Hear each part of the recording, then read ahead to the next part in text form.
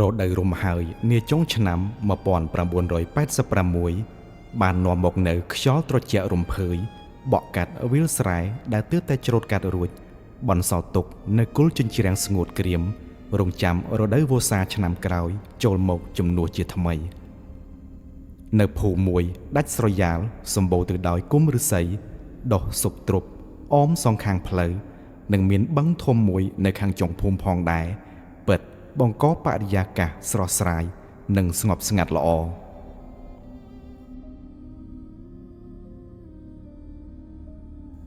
នៅកណ្ដាលភូមិមានផ្ទះឈើក្បឿងដ៏ធំមួយខ្នងដែលជាកម្មសិទ្ធិរបស់តាហេមនិងយេសូនដែលជាគ្រួសារមានមុខមាត់និងធូរធារជាងគេនៅក្នុងភូមិពួកគាត់មានកូនស្រីតែម្នាក់គត់ឈ្មោះរំដួលជានារីក្រមុំទើបតែចូលវ័យ19ឆ្នាំប៉ុណ្ណោះនិងមានរូបសម្រស់ស្រស់សោភាមុខមូលក្រឡង់ដូចព្រះច័ន្ទពេញបរមីសម្បុរស្រអែមស្រស់សក់វែងខ្មៅរលោងទម្លាក់ដល់ចង្កេះនិងមានចរិតសុភាពរាបសារសម្ដីពីរោះចេះគួសមនឹងចាស់ទុំមិនឆ្មើងឆ្មៃទោះជាកូនក្នុងគ្រួសារធូរធារជាងគេក៏ដោយ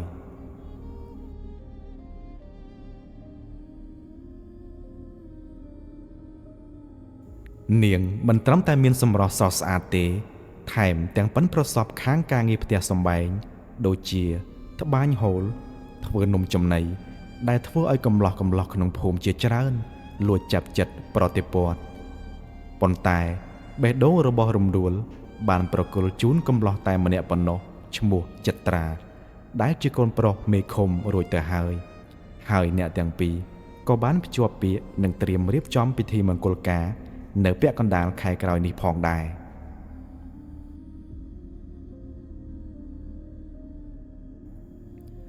រៀងរាល់ថ្ងៃស្នាមញញឹមរបស់រំដួលតែងតែផ្ដល់នូវភាពកក់ក្ដៅដល់អ្នកផ្ទះប៉ុន្តែនៅរសៀលមួយរឿងដែលនឹកស្មានមិនដល់ស្រាប់តែបានកើតឡើងមកលើរូបនាងដ៏សែនល្អនេះ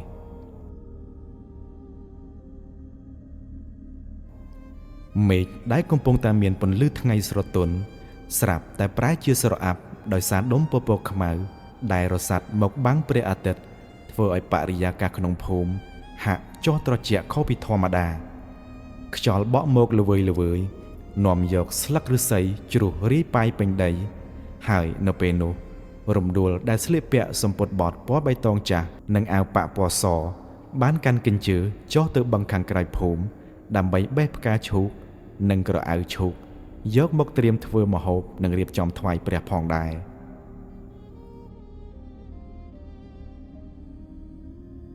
នៅទីនោះមានសភាពស្ងាត់បន្តិច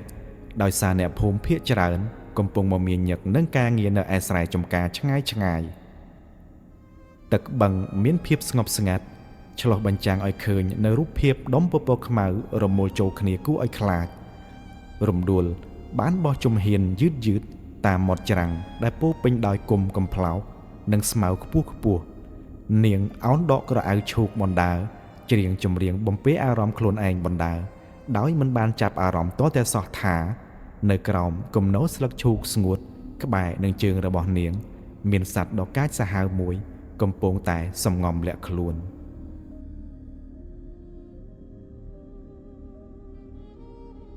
វាគឺជាសត្វពស់វែករនាមដ៏ធំមួយក្បាលដែលមានស្រកាពណ៌ខ្មៅរលោងលាយឡំនឹងពណ៌មាសនៅតាមកញ្ចឹងកវាប្រហែលជាត្រូវខ្យល់ត្រជាក់ទើបវាឡើងមកពួននៅលើគោកយ៉ាងដូចនេះខណៈដែលរំដួលឈានជើងថយក្រោយមួយជំហានដើម្បីទាញយកតោមផ្កាឈូកដែលរាងឆ្ងាយដៃបន្តិចកែងជើងរបស់នាង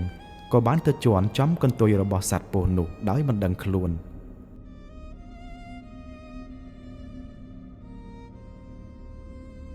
សត្វពស់វែករនាម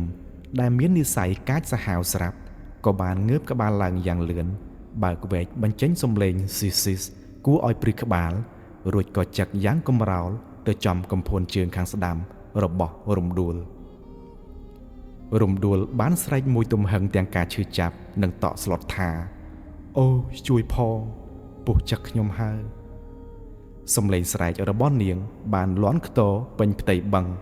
ប៉ុន្តែនៅទីនោះស្ងាត់ជ្រងំ គ្មានអ្នកណាម្នាក់នៅក្បែរឬពីការអង្វរកសុំជំនួយរបស់នាងឡើយកញ្ជើដែលនៅក្នុងដៃបានធ្លាក់ចុះរាយប៉ាយផ្កាឈូកពេញដីរំដួលព្យាយាមរត់ឡើងមកខាងលើគោកប៉ុន្តែពឹសពោះវែករនាមដែលត្រូវបានគេស្គាល់ថាជាមច្ចុរាជលាក់មុខបានជ្រៀតចូលទៅក្នុងសរសៃឈាមរបស់នាងយ៉ាងលឿនហួសពីការស្មាន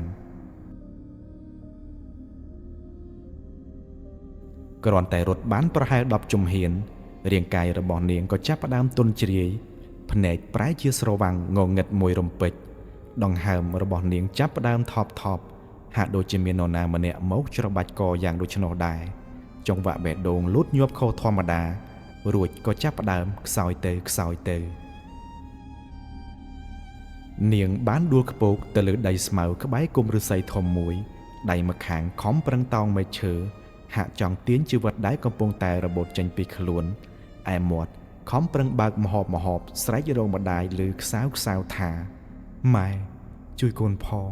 កូនខ្លាចណាស់ម៉ែបន្តិចម្ដងស្បែកដែលធ្លាប់តែស្រអែមស្រស់របស់នាងបានប្រែទៅជាពណ៌ស្វាយជាំរាងកាយរបស់នាងកន្ត្រាក់2ទៅ3ដងរួចក៏ស្ងៀមថ្មឹងលែងដឹងខ្លួនមួយរំពេច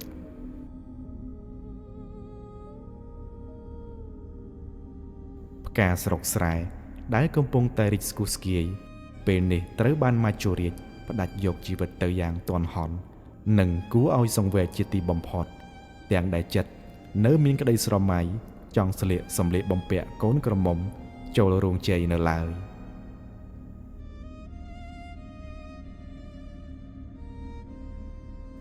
ប្រហែលជា1ម៉ោងក្រោយមកយីសូនដែលរងចាំកូនស្រីយូរពេកមិនឃើញត្រឡប់មកផ្ទះក៏មានអារម្មណ៍ក្តៅក្រហាយក្នុងចិត្តយ៉ាងចម្លែកត្បិតខឹងដែលចាំកូនយូរដែលជាហេតុគាត់បានដើរមកតាមរកកូននៅឯបឹងគ្រាន់តែដើរមកដល់ក្បែរគុម្ពឫស្សីភ្នែករបស់គាត់ក៏បានប្រទះឃើញរាងកាយកូនស្រីដេកស្ដោកស្ដឹងនៅលើដីយីសូនបានរត់ទៅអោបរាងកាយដែលត្រជាក់ស្រេបរបស់កូនស្រីនិងស្រែកយំយ៉ាងរន្ធត់ថារំដួលកូនម៉ែកូនមាសម្ដាយកើតអីនឹងកូនក្រោកឡើងកូនកុំទៅចោលម៉ែអីណាកូន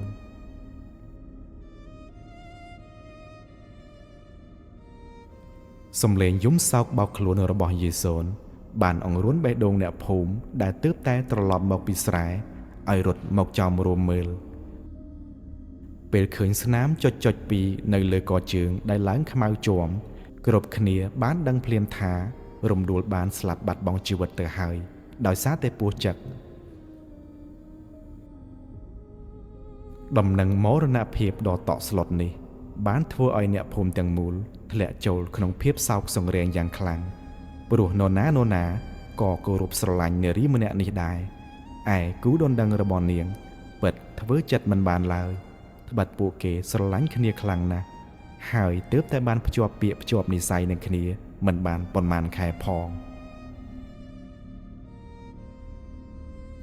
ប៉ុន្តែមានរឿងមួយដែលធ្វើឲ្យចាស់ក្នុងភូមិមានការព្រួយបារម្ភខ្លាំង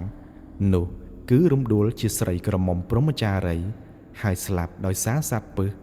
ដែលតាមជំនឿខ្មែរបុរាណគេហៅថាស្លាប់តៃហោងវិញ្ញាណរបស់អ្នកដែលស្លាប់បែបនេះតែងតែមានសេចក្តីក្រោធខឹងអាឡោះអាល័យនិងកាចសាហាវខ្លាំងណាស់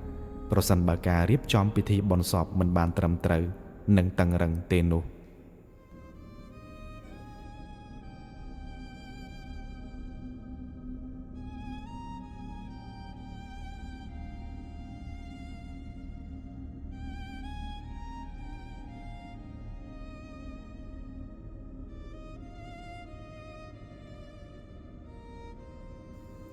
ការរៀបចំពិធីបុណ្យសពរបស់រំដួលត្រូវបានធ្វើឡើងយ៉ាងប្រញាប់ប្រញាល់នៅយប់នោះតែម្ដងនៅក្នុងផ្ទះធំរបស់តាហេមដោយសារនាងស្លាប់តៃហោអាចារ្យគង់ដែលជាចាស់ទុំចេះដឹងក្បួនតម្រាប្រចាំភូមិបានបញ្ជាមិនឲ្យទុកសពយូរឡើយត្រូវតែរៀបចំធ្វើពិធីបុណ្យមួយយប់រួចព្រឹកឡើងត្រូវយកទៅដុតភ្លាមនៅឯព្រៃស្មោសានខាងចុងភូមិដើម្បីកុំឲ្យវិញ្ញាណរបស់នាង ក្រាញននាលអុកឡុកអ្នកភូមិសាកសពរបស់រំដួលត្រូវបានគ្រួសារលាងសម្អាតនិងស្លៀកពាក់ឈុតពណ៌សយ៉ាងស្អាតបាតដៃទាំងពីររបស់នាងត្រូវបានតាអាចារ្យយកមកផ្គុំគ្នាដាក់លើទ្រូងចងរុំដោយអំបោះសនិងមានកាន់ផ្កាឈូកមួយទងដែលនាងបេះមុនពេលដែលនាងស្លាប់ផងដែរបន្ទាប់មករាងកាយទាំងមូលរបស់នាងក៏ត្រូវបានក្រងគ្របដោយក្រណាត់សស្ដើងមឈូសឈើធំមួយក៏ត្រូវបានគេតម្កល់នៅចំកណ្ដាលផ្ទះដោយមានភ្លើងទៀននិងធូបដែលបញ្ចេញផ្សែងហុយទ្រលោមបង្កើតបានជាបរិយាកាសមួយដ៏គួរឲ្យព្រឺសម្បុរសម្រាប់អ្នកភូមិដែលបានទៅចូលរួមពិធីបុណ្យចត្រាដែលជាគូដណ្ដឹងបានមកអង្គុយយំសោកនៅក្បែរមឈូសរហូតដល់សន្លប់បាត់ស្មារតីរួចក៏ត្រូវឪពុកដែលជាមេឃុំបានដឹកយកទៅផ្ទះវិញតែម្ដង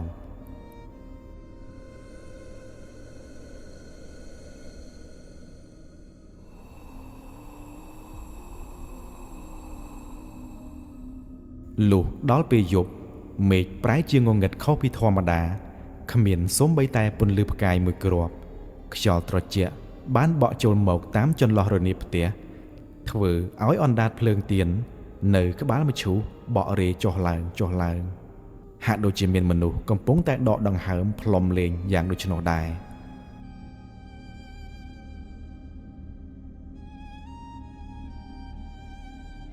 ក្រោយពីព្រះសង្ឃសូត្រធម៌ចប់សពគ្រប់ហើយនិមន្តត្រឡប់ទៅវត្តវិញបាត់អ្នកភូមិដែលមកចូលរួមក៏ចាប់ផ្ដើមរំសាយគ្នាទៅផ្ទះរៀងខ្លួនបណ្ដាព្រោះម្នាក់មានអារម្មណ៍រឯងនិងខ្លាចញញើតនឹងសភាពស្ងាត់ជ្រងំនៅយប់នេះយ៉ាងខ្លាំងនៅយប់នោះនៅសល់តែបរោះកំឡោះមកជួយកំដរសពតែ4នាក់ប៉ុណ្ណោះដែលសុទ្ធសឹងតែជាសាច់ញាតិរបស់តាហេមមានសុកសៅជឿននិងនាងមុននឹងចូលទៅសម្រាក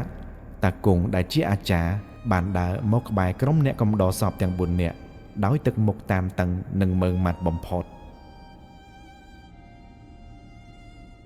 តាគង់បាននិយាយទៅកាន់កំឡោះទាំង4នាក់ថាពួកឯងទាំង4នាក់ស្ដាប់តាឲ្យច្បាស់យប់នេះជាយប់សំខាន់ណាស់នាងរំដួលស្លាប់តៃហោងទាំងក្រមុំវិញ្ញាណនាងកំពុងតែវិលវល់ក្តៅក្រហាយនៅឡើយពួកឯងត្រូវផ្លាស់គ្នាអង្គុយយាមកុំឲ្យរលត់ភ្លើងធូបនិងទៀននៅក្បាលមឈូសឲ្យសោះហើយអ្វីដែលសំខាន់បំផុតហាមដាច់ខាតកុំឲ្យមានសត្វអ្វីជាពិសេសគឺសត្វឆ្មាមកលួចរំលងសពឬចូលមកក្បែរមឈូសឲ្យសោះសុកនិងបងប្អូន3នាក់ទៀតបានងក់ក្បាលទទួលការក្រើនរំលឹកដោយក្តីបារម្ភប៉ុន្តែដោយសារវ័យក្មេងនិងមានគ្នាជុំពួកគេក៏មិនសូវជាយកចិត្តទុកដាក់ខ្លាំងប៉ុន្មានទេ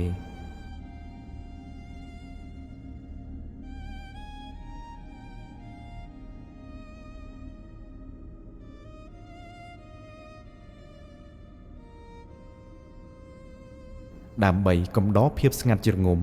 និងទប់ទល់នឹងការងងុយងូកពួកគេបានរៀបចំកន្ទេលអង្គុយលេងបៀនិងមានស្រាសមួយដបសម្រាប់ផឹកកម្ដៅសាច់នៅក្បែរនឹងមឈូសនោះផងដែរពេលវេលាបានកន្លងផុតទៅចូលដល់ម៉ោងប្រហែលជា12កណ្ដាលអាធ្រាត្របរិយាកាសកាន់តែស្ងាត់ជ្រងំរហូតដល់ថ្នាក់គេអាចឮសំឡេងដំណក់ទឹកសន្សើមធ្លាក់មកប៉ះនឹងស្លឹកចេកនៅខាងក្រៅផ្ទះយ៉ាងច្បាស់សុកសៅជឿននិងនាងចាប់ផ្ដើមងងុយដេកដោយសារអតិពលស្រាសម្នាក់បើកភ្នែកសឹងតែមិនរួចចំណែកឯភ្លើងធូបនិងទៀនក៏ជិតរលត់អស់ទៅហើយប៉ុន្តែគ្មាននរណាម្នាក់ងើបទៅអុជបន្តឡើយរំពេចនោះសំឡេងក៏កាត់ស្រាលមួយបានបន្លឺឡើងពីលើធ្នឹមផ្ទះខ្វាក់មកវាស្ដាប់ទៅដូចជាសំឡេងក្រចកដ៏មុតស្រួចកំពុងតែឆ្កូតទៅលើបន្ទះក្តារជឿនដែលកំពុងតែទម្រាតខ្លួនបានបើកភ្នែកព្រឹមសម្លឹងមើលទៅលើដំបូលតាមរយៈពន្លឺទៀនដែលបក់រេជឿនបានប្រទះឃើញអ្វីមិនដឹងពណ៌ខ្មៅរលោង កំពុងតែពួនសំងំនៅលើធ្នឹមផ្ទះចំពីខាងលើមឈូសរបស់រំដួលតែម្ដងជឿនខំប្រឹងញីភ្នែកមើលឲ្យច្បាស់នោះគឺជាសត្វឆ្មាព្រៃមួយក្បាលខ្លួនរបស់វាមានពណ៌ខ្មៅរលោងហើយអ្វីដែលគួរឲ្យរន្ធត់នោះគឺកែវភ្នែករបស់វាមានពណ៌បៃតងបញ្ចេញពន្លឺភ្លឺផ្លេកៗនៅក្នុងភាពងងឹតសម្លឹងចុះមកចំសាកសពរបស់រំដួលដែលនៅខាងក្នុងមឈូសហាក់ដូចជាកំពុងតែសម្លឹងមើលចំណីរបស់វា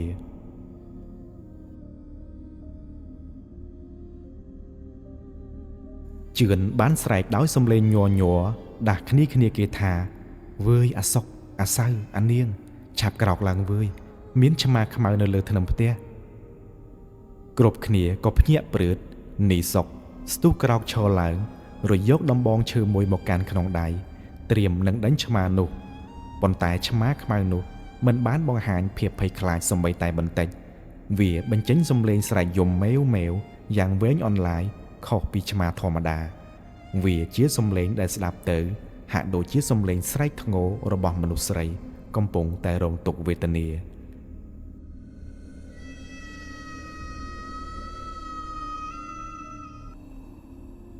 សំឡេងនោះបានឆក់យកប្រលឹងកំឡោះទាំង4ឲ្យឈរគាំងជើងហាក់ដូចជាស្អិតជាប់នឹងក្តារផ្ទះរកកំរើកមិនរួចឡើយក្នុងមួយពព្រិចភ្នែកដោយមិនទាន់មាននរណាម្នាក់អាចបញ្ចេញប្រតិកម្មអ្វីទាន់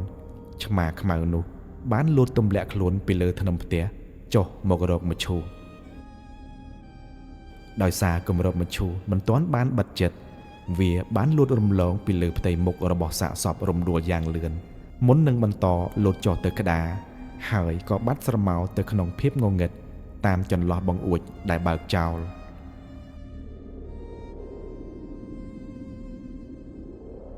ខ្យល់វូមួយប្រាវបានបក់ចូលមកខាងក្នុងផ្ទះ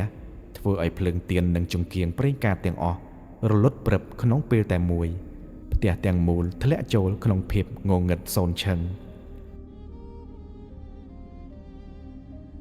សៅបានស្រែកទាំងតក់ស្លុតក្នុងភាពងងឹតថាងាប់ហើយឆ្មាលូតរំលងសពហើយឆាប់រកដៃកេះដុតទៀនភ្លាមទៅពួកអដែងអ្នកទាំង4រាវរកដៃកេះទាំងដៃញ័រទៅត្រឺកពេលដែលពន្លឺភ្លើងដៃកេះឆាបឆេះឡើង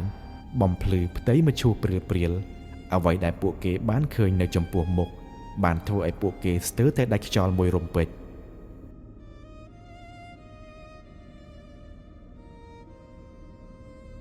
ក្រណាត់សដែលគ្របមុខសាកសពរំដួលក៏បានរបូតចេញរាងកាយដែលគួរតែដេកស្ដោកស្ដឹងពេលនេះកំពុងតែបង្វិលក្បាលយឺតមកកាន់ពួកគេភ្នែកដែលបិទជិតរបស់នាងបានបើកឡើងធំប៉ុន្តែវាមិនមែនជាកែវភ្នែករបស់មនុស្សទៀតទេកែវភ្នែករបស់នាងបានប្រែទៅជាពណ៌បៃតងភ្លឺផ្លេកដូចទៅនឹងកែវភ្នែករបស់សត្វឆ្មាខ្មៅអំបញ្ញមិញបេះបិទតែម្ដងរំដួលបានកន្ត្រាក់រាងកាយងើបអង្គុយត្រង់ខ្លួននៅក្នុងមឈូសស្នាមញញឹមដ៏ព្រឺព្រួចនឹងកាចសាហាវបានលេចឡើងនៅលើបបោមាត់ដែលឡើងខ្មៅជាំរបស់នាងសាកសពនាងរំដួលបានហើបមាត់បន្លឺសំឡេងដ៏គួរឲ្យព្រឺក្បាលដែលលាយឡំនឹងសំឡេងគ្រហឹមរបស់សត្វថាពួកឯងកំពុងតែរងចាំអញមែនទេអញឃ្លានឈាមណាស់នៅក្នុងទិដ្ឋភាពដ៏រន្ធត់នេះកំឡោះសពទាំង4បានត្រឹមតែឈររឹងខ្លួនដោយគល់ឈើញើសចាប់ផ្ដើមហូរស្រោចពេញផ្ទៃមុខនិងខ្នងរបស់ពួកគេទោះបីជាអាកាសធាតុនារាត្រីនេះមានសភាពត្រជាក់យ៉ាងណាក៏ដោយពន្លឺភ្លើងចង្កៀងដែលសុកកំពុងកាន់ញ័រទៅត្រឹកនៅក្នុងដៃបានឆ្លុះបញ្ចាំងឲ្យឃើញផ្ទៃមុខរបស់សាកសពនាងរំដួលដែលពេលនេះ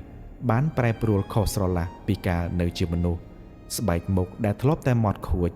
ពេលនេះឡើងសរសៃក្រហមខ្វាត់ខ្វែងកាត់ផ្ទៃមុខដែលខ្មៅជាំអ្វីដែលគួរឲ្យខ្លាចបំផុតនោះគឺកែវភ្នែកពណ៌បៃតងភ្លឺផ្លេកដែលមិនព្រិចសោះសម្លឹងមករកពួកគេហាក់ដូចជាសត្វសាហាវកំពុងតែសម្លឹងមើលចំណីដែលជាប់អន្ទាក់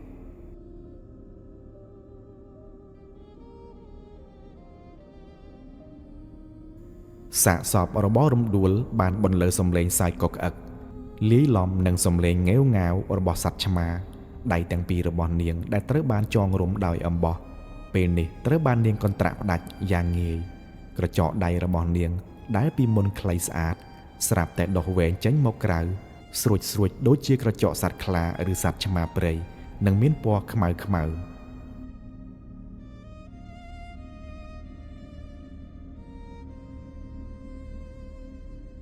សុកដែលឈរនៅជិតជាងគេ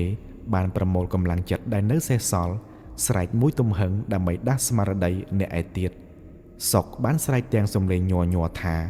ឆាប់រត់ទៅវើយពួកអដែងខ្មោចលងយើងហើយគ្រាន់តែបញ្ចប់ប្រយោគនេះភ្លាមពន្លឺចង្គៀងនៅក្នុងដៃសុកក៏រលត់ភ្លឹបក្នុងភាពងងឹតនោះសាកសពនាងរំដួលមិនបានក្រោកឈរយឺតដូចមនុស្សទូទៅទេ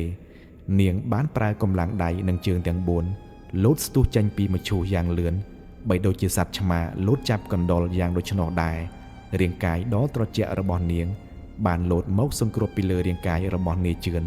ដែលកំពុងតែរៀបនឹងងាកខ្លួនរត់ចេញ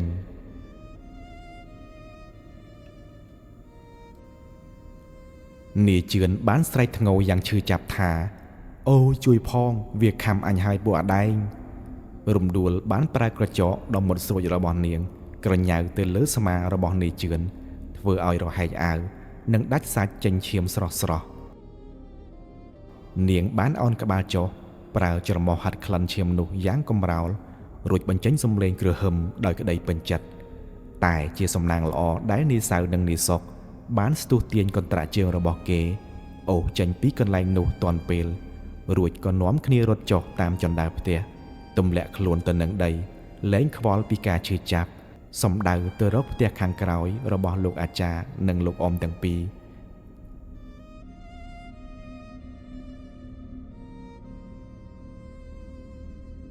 សំឡេងស្រែកឆោឡោនិងសំឡេងរត់ឈូឆររបស់អ្នកទាំង4បានធ្វើឲ្យតាអាចារ្យតាហេមនិងយីសូនដែលកំពុងតែសម្រានលងលក់ដោយសារអស់កម្លាំងនៅផ្ទះមួយទៀតនៅខាងក្រោយក៏ចាប់ភ្ញាក់ឡើង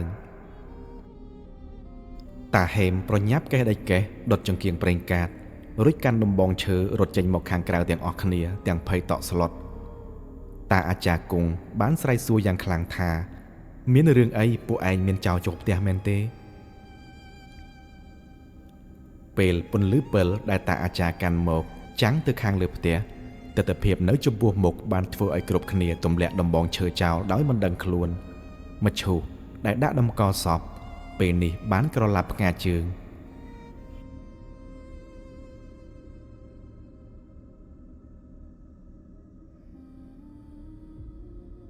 ផ្កាឈូកទៀនធូបនិងគ្រឿងរៀបចំបូជាធ្លាក់រាយប៉ាយពេញរនាបផ្ទះអ្វីដែលធ្វើឲ្យបេះដូងឪពុកម្ដាយទាំងពីរស្ទើរតែឈប់លោតនោះគឺសាកសពរបស់រំដួលមិនមាននៅក្នុងមឈូសនោះទេនៅសល់តែស្នាមឈាមក្រហមស្រស់ប្រឡាក់ជាប់នឹងក្តារមឈូសនិងមានដំណក់ឈាមស្រស់ជាផ្លូវសំដៅទៅរកមាត់បង្អួចដែលកំពុងតែបើកទៅមកតាមកម្លាំងខ្យល់យីសូនបានទន់ជង្គង់ដួលខ្ពកទៅលើដីស្រែកយំយ៉ាងរន្ធត់ថាពុទ្ធោអើយកូនរំដួលសាកសពកូនខ្ញុំបាត់ទៅណាហើយលោកអើយជួយផងលោកអាចារ្យជួយផងខណៈនោះនៅខាងក្រៅផ្ទះសំឡេងសត្វឆ្កែនៅក្នុងភូមិដែលធ្លាប់តែព្រុសឆ្លងឆ្លើយគ្នាស្រាប់តែបដូរទៅជាសំឡេងលូយ៉ាងលន់លង់លន់លោចនិងគួរឲ្យព្រឺសម្បុរជាទីបំផុតពួកវាមិនបានលូព្រមគ្នាទេតែលូតគ្នាពីចុងភូមិម្ខាងទៅចុងភូមិម្ខាងទៀតហាក់ដូចជាកំពុងតែផ្ដល់សញ្ញាប្រាប់គ្នាពីការមកដល់នៃមច្ចុរាជដ៏កាចសាហាវ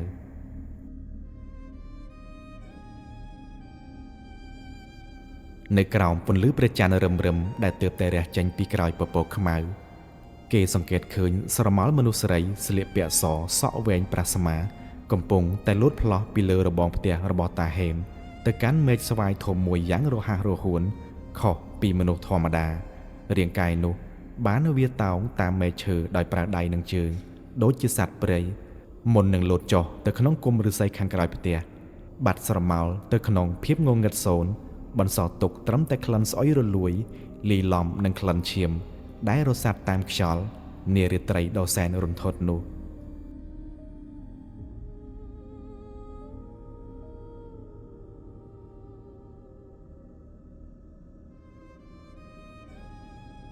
បន្ទាប់ពីសាកសពរបស់នាងរំដួលបានងើបចេញពីមឈូសបាត់ទៅដំណឹងនេះបានលេចលឺដល់អ្នកភូមិដែលរស់នៅក្បែរយ៉ាងលឿនត្បិតសំឡេងស្រែកឆោឡោរបស់កំឡោះកំដរសពដែលខំរត់គេចនោះបានបន្លឺខ្ទរពេញភូមិគ្រប់ផ្ទះទាំងអស់មិនបានចុះមកមើលទេបែរជានាំគ្នាបិទទ្វារបង្អួចចិត្តឈឹងអុចចង្គៀងភ្លឺពេញផ្ទះនិងនាំកូនចៅឲ្យមកដេកក្រលំភួយជុំគ្នានៅកណ្ដាលផ្ទះទាំងភ័យញ័រទទ្រើកគ្មាននរណាម្នាក់ហ៊ានបោះជំហានចេញពីផ្ទះសូម្បីតែមួយជំហានឡើយទោះបីជាមានសំឡេងឆ្កែលូឬសំឡេងខ្យល់បក់គួរឲ្យសង្ស័យយ៉ាងណាក្តីគ្រប់គ្នាដឹងច្បាស់ថាសាកសពឆ្មាកន្លងគឺជារឿងពិតហើយវាកំពុងតែដើររកចំណីនៅកណ្ដាលរាត្រីនោះ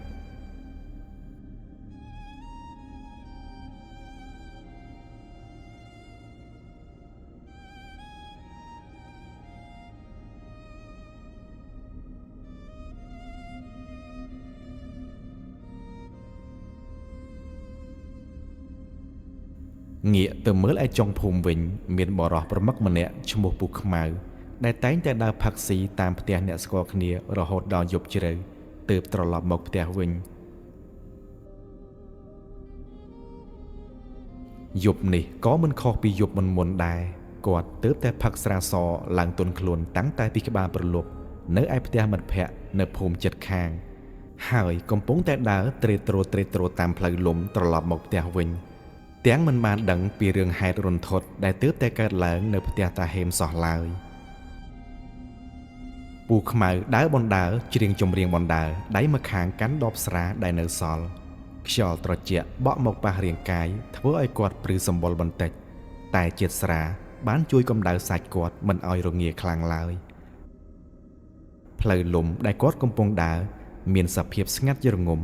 អមសងខាងដោយដើមត្នោតខ្ពស់និងព្រៃឫស្សីជាច្រើនគុំហូរហែរំពេចនោះពូខ្មៅមានអារម្មណ៍ថាមានអ្វីម្យ៉ាងកំពុងតែតាមសម្លឹងមើលគាត់ពីខាងក្រោយខ្នងមកគាត់ឈប់ដើរហើយក៏ងាកក្បាលទៅមើលតែមិនឃើញអ្វីក្រៅពីភាពងងឹតឡើយ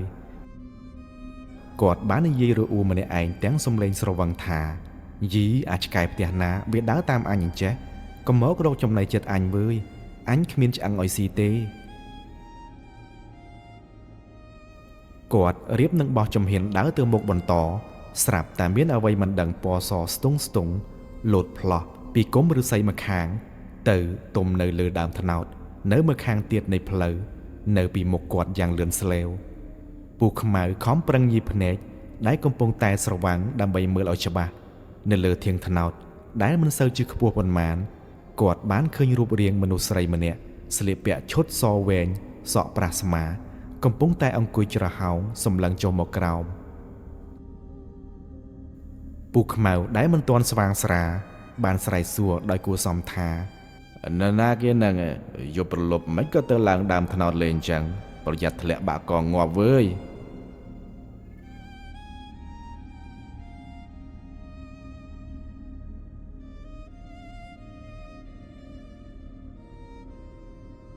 មនុស្សស្រីនោះមិនតបតែបែរជាបង្វិលក្បាលនាងយ៉ាងយឺតរហូតដល់មុខរបស់នាងបែរមកចំគាត់កែវភ្នែកពណ៌បៃតងដូចសត្វឆ្មាបានចាំងផ្លេកក្នុងភាពងងឹតបង្ហើបមាត់សើចតិចបង្ហាញធ្មេញស្រួចនិងផ្ទៃមុខដែលខ្មៅជាំភ្លាមនោះពូខ្មៅចាប់ស្វាងស្រាមួយរំពេចដបស្រានៅក្នុងដៃបានធ្លាក់បែកខ្ចាយទៅលើដីគាត់ស្គាល់មុខនេះច្បាស់ណាស់នេះគឺជានាងរំដួលកូនស្រីតាហេមដែលទើបតែស្លាប់ដោយសារពោះចឹកកាលពីរសៀលនេះសោះពូខ្មៅបានស្រែកយ៉ាងខ្លាំងថាខ្មោចលង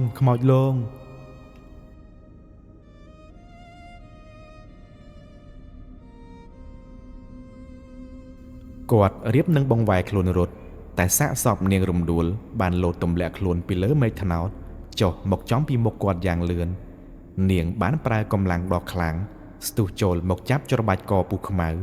រួចផ្ដួលគាត់ទៅលើដីពូខ្មៅខំប្រឹងរើបំរាស់ប្រើដៃទាំងពីរវាយទៅលើរាងកាយនាងប៉ុន្តែរាងកាយរបស់នាងរឹងដូចជាដុំថ្ម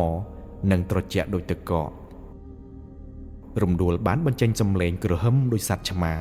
រួចអោនក្បាលចុះប្រើក្រចកដ៏មុតស្រួចក្រញ៉ៅទៅលើដើមទ្រូងពូខ្មៅ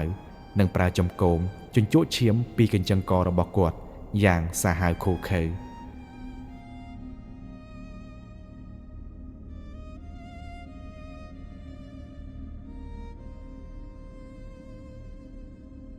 សំឡេងស្រែកធ្ងររបស់ពូខ្មៅ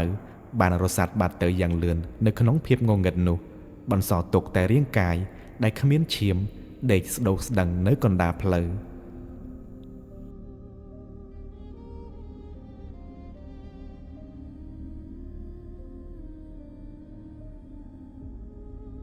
ព្រឹកព្រលឹមថ្ងៃបន្ទាប់ពន្លឺព្រះអាទិត្យបានរះចាំងចែងមកលើភូមិ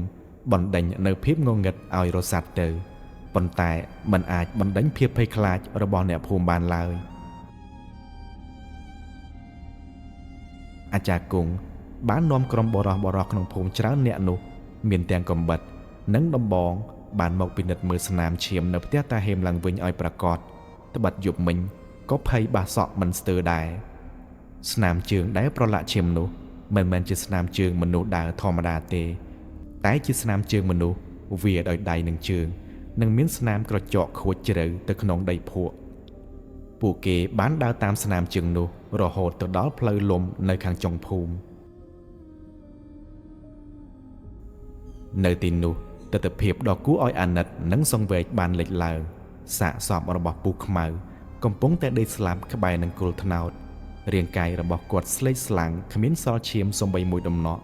នៅត្រង់កញ្ចឹងកមានស្នាមចង្កូមខំទម្លុះ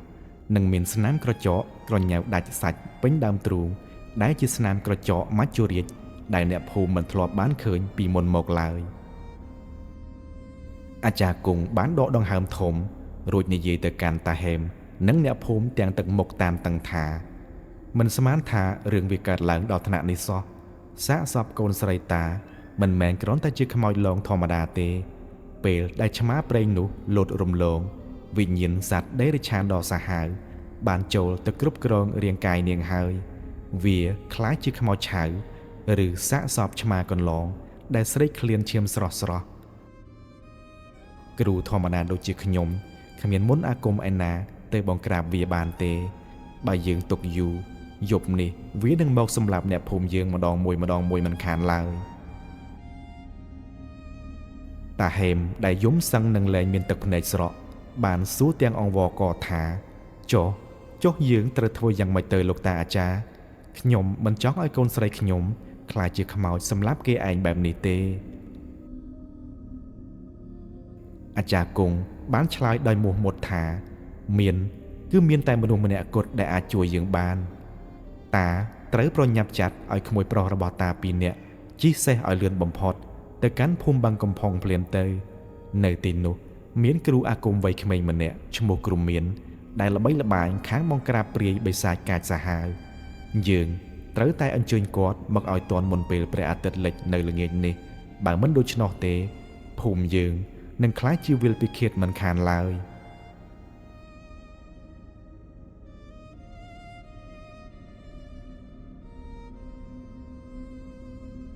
មិនបងអង្គយូរកំឡោះមមទាំងពីរនាក់ដែលបានជួបហេតុការណ៍ផ្ទាល់នៅយប់មិញបានលោតឡើងជិះសេះកន្ត្រាក់ខ្សែបញ្ជាយ៉ាងលឿនសម្ដៅទៅកាន់ភូមិបឹងកំផុង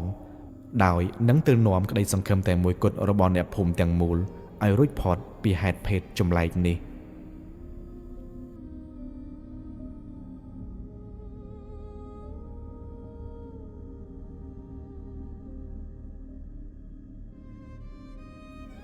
ពន្លឺព្រះអាទិត្យនៃថ្ងៃថ្មីដែលគួរតែនាំមកនៅក្តីសង្ឃឹមបែរជានាំមកនៅភាពភ័យខ្លាចដល់អ្នកភូមិទាំងមូលដំណឹងមរណភាពដ៏សាហាវឃោឃៅរបស់ពូខ្មៅដែលមិនទាន់មាននរណាដឹងប្រកាសថាមកពីអ្វីតែក៏ភាគច្រើនពិតជាមានការសង្ស័យលើសាកសពនាងរំដួលអាចនឹងមកខំហែកកបឺតឈាមកាលពីយប់អ្នកភូមិដែលធ្លាប់តែមមាញឹកនឹងការងារស្រែចម្ការថ្ងៃនេះគ្មាននរណាម្នាក់ហ៊ានចេញទៅឆ្ងាយពីផ្ទះឡើយពួកគេនាំគ្នារត់រកកាប់មែកក្រូចសើចមែកឫស្សីនិងបន្លាគ្រប់ប្រភេទយកមកដាក់បាំងនៅតាមរបងផ្ទះក្រោមផ្ទះនិងតាមបង្អួចដោយជឿថាបន្លាទាំងនេះអាចទប់ស្កាត់ ការជ្រៀតចូលរបស់សាកសពឆ្មាកន្លងបាននៅផ្ទះរបស់ចិត្រាដែលជាគូដណ្ដឹងរបស់នាងរំដួលបរិយាកាសកាន់តែគួរឲ្យអាណិតនិងតានតឹងជាទីបំផុតចិត្រាជាបុរសវ័យ22ឆ្នាំដែលធ្លាប់តែមានទឹកមុខញញឹមញញែមពេលនេះប្រែជាស្គមស្គាំងភ្នែករូងជ្រៅនិងពោពេញដោយការភ័យខ្លាចគេអង្គុយអោបក្បាលនៅកណ្ដាលផ្ទះដៃកាន់រូបថតសខ្មៅមួយសន្លឹករបស់រំដួលដែលពួកគេធ្លាប់ថតជាមួយគ្នាកាលពីបុណ្យចូលឆ្នាំក្នុងចិត្តរបស់គេពោពេញដោយវិបដិសារីនិងក្តីអាឡោះអាល័យជាពន់ពេកគេបន្ទោសខ្លួនឯងថាបើសិនជាមានគេនៅទីនោះដែរកាលពីម្សិលមិញម្លេះនាងមិនត្រូវពោះចឹកស្លាប់ហើយខ្លាចជាខ្មោចបិសាចបែបនេះឡើយឪពុកម្ដាយរបស់ចិត្រាបាននិមន្តព្រះសង្ឃមកសូត្រធម៌រំដោះគ្រោះនិងចងអំបោះសីមាជុំវិញផ្ទះប៉ុន្តែក្នុងចិត្តរបស់ចាស់ទុំក្នុងភូមិពួកគេដឹងច្បាស់ថាធម៌ធម្មតាមិនអាចទប់ទល់នឹងវិញ្ញាណដែលកើតចេញពីសាកសពឆ្មាកន្លងនេះបានទេព្រោះវាមិនមែនជាខ្មោចធម្មតាប៉ុន្តែជាការច្របាច់បញ្ចូលគ្នារវាងវិញ្ញាណមនុស្សស្លាប់តៃហោងនិងវិញ្ញាណសត្វដេរិឆានដែលមានមហិទ្ធិឫទ្ធិផ្លូវងងឹតខ្លាំងក្លា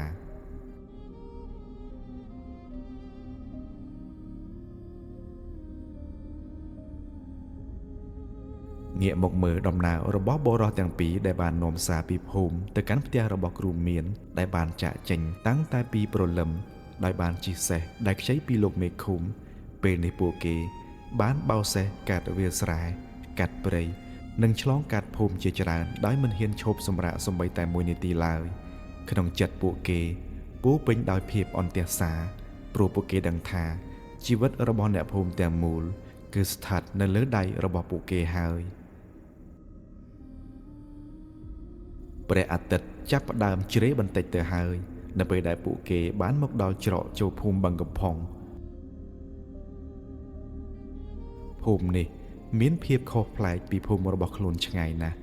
នៅទីនេះអ្នកស្រុកហាក់រស់នៅដោយភាពសុខសាន្តមានដំណាំដាំដុះខៀវខ្ចីនិងមានវត្តអារាមស្រស់ស្អាតផងដែរពួកគេបានសួររកផ្ទះគ្រូមានហើយត្រូវបានក្មេងឃ្វាលគោចង្អុលបង្ហាញផ្លូវទៅកាន់ខ្ទមតូចមួយដែលសង់ដាច់ពីគេនៅក្បែរនឹងវត្ត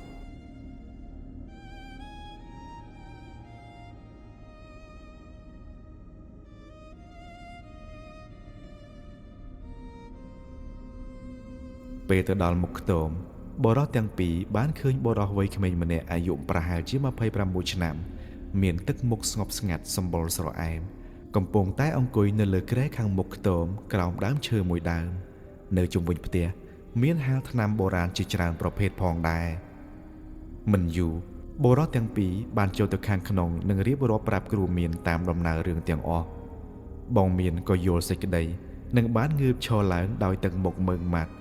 គាត់ដើរទៅយកថង់យាមដែលព្យួរនៅសសរផ្ទះរួចនិយាយថានេះមិនមែនជាការលេងសើចទេពេលដែលឆ្មាខ្មៅលូតរំលងសាកសពដែលស្លាប់តៃហោងជាពិសេសសាកសពស្ត្រីដែលមានផ្ទៃពោះឬស្ត្រីដែលមានចិត្តអាឡោះអាល័យខ្លាំង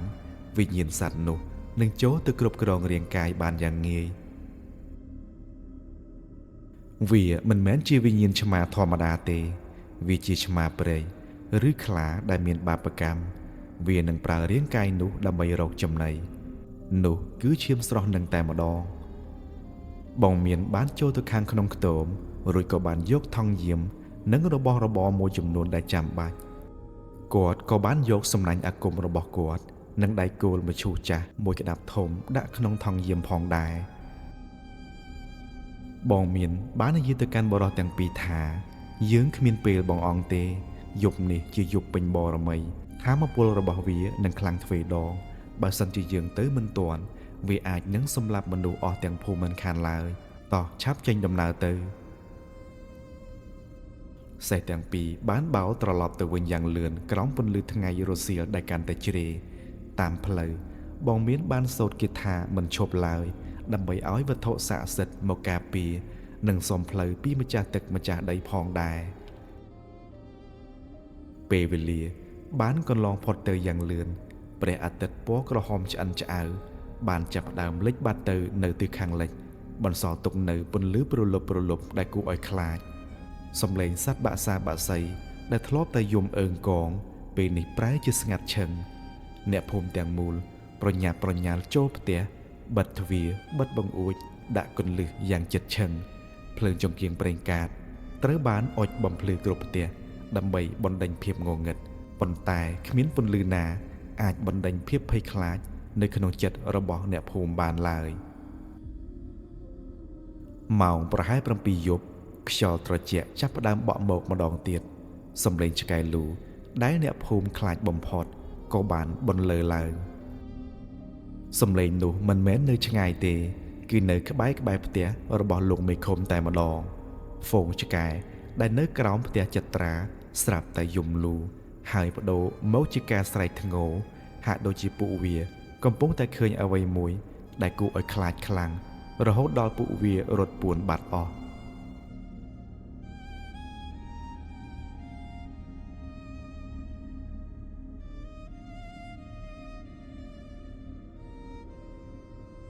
ចត្រាដែលកំពុងអង្គុយនៅខាងក្នុងមុងជាមួយឪពុកម្ដាយបានឮសំឡេងជើងដើរជន់ស្លឹកឈើស្ងួត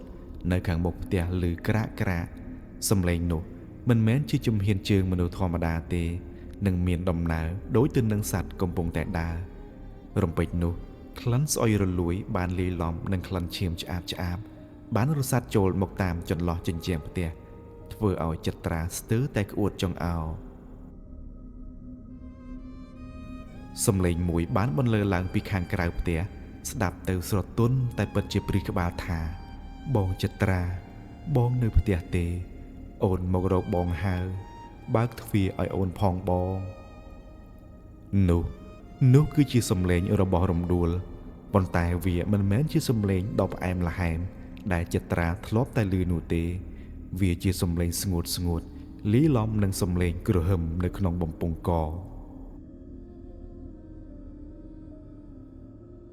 ម្ដាយចត្រាបានយកដៃខ្ទប់មាត់កូនប្រុសហើយខ្សឹបទាំងទឹកភ្នែកថាកុំឆ្លើយកូនហាមឆ្លើយដាច់ខាតវាមិនមែនជារំដួលទេវាគឺជាខ្មោចបិសាចនៅពេលដែលគ្មានការឆ្លើយតបសំឡេងនោះក៏ចាប់ផ្ដើមប្រែប្រួលពីអង្វរកទៅជាសំឡេងគំរាមកំហែងថាបងមិនស្រឡាញ់អូនទេហ៎បងថាស្រឡាញ់អូនស្ម័គ្រស្លាប់រស់នោះអីចុះឥឡូវអូនស្លាប់ហើយមិនក៏បងមិនមកនៅជាមួយអូនឆាប់បើកទ្វារភ្លាមសំឡេងខ្វាក់បានលាន់ឡើងនៅលើជញ្ជាំងផ្ទះឈើវាគឺជាសំឡេងក្រចកដ៏មុតស្រួចកំពុងតែឆ្កូតទៅលើឈើសាកសពនាងរំដួលកំពុងតែព្យាយាមហែកជញ្ជាំងចូលមកផ្ទះទាំងមូលចាប់ផ្ដើមរង្គើញ័រចត្រាសម្លឹងមើលទៅជញ្ជាំងផ្ទះត្រង់កន្លែងដែលមានស្នាមប្រហោងតូចមួយតាមរយៈពន្លឺជង្គៀងគេបានឃើញភ្នែកមួយគូពណ៌បៃតងភ្លឺផ្លេកកំពុងតែសម្លឹងចូលមកខាងក្នុងមកចំគេតែម្ដងសាកសពរំដួលបានស្រែកក្រហមថាអញឃ្លានអញត្រូវការឈាមបើឯងមិនចេញមកទេ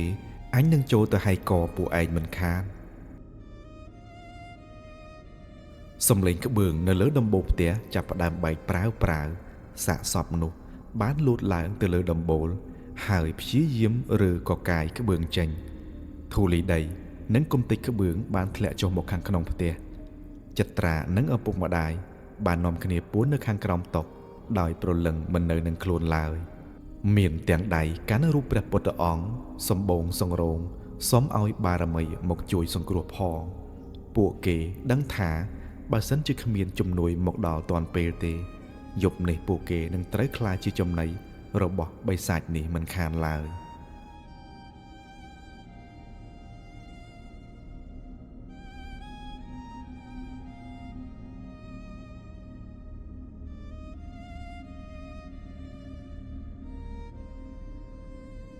ងាកមកមើលគ្រូមានវិញខណៈគាត់បានមកដល់ច្រកចូលភូមិគាត់សង្កេតឃើញថានៅលើមេឃខាងលើភូមិមានដុំពពកខ្មៅមួយដុំធំកំពុងតែវិលវល់ដោយខ្យល់ព្យុះនោះគឺជាសញ្ញានៃអំណាចនៃក្តីមរណៈដែលកំពុងចូលមកគ្របដណ្ដប់រំពេចនោះស្របជាមួយនឹងសំឡេងឆ្កែលូ គាត់បានឮសំឡេងស្រែកឆោឡោយ៉ាងខ្លាំងព្រមទាំងមានសំឡេងបែកប្រាវយ៉ាងច្បាស់ដោយមិនចាំយូរត្បិតយល់ស្ថានភាពបងមានបានលូតចុះពីលើខ្នងសេះរួចគាត់បានរត់យ៉ាងលឿនឆ្ពោះទៅកាន់ប្រភពសំឡេងនោះដែលចេញមកពីផ្ទះមួយដែលមានពន្លឺភ្លើងចង្កៀងប្រេងកាតភ្លឹបភ្លែត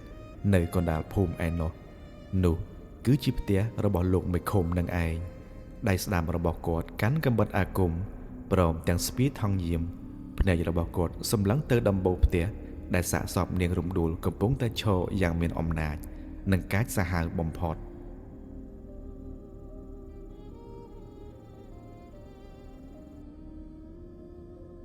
បងមានក៏ប្រាប់ឲ្យបរិសទាំងពីរចូលសម្រាកនៅផ្ទះអ្នកក្បែរនោះសិនទៅ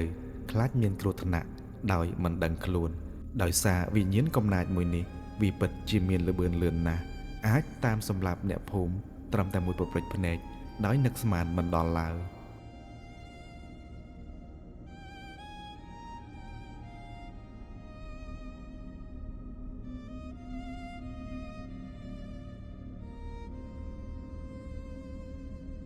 ភ្លាមនោះ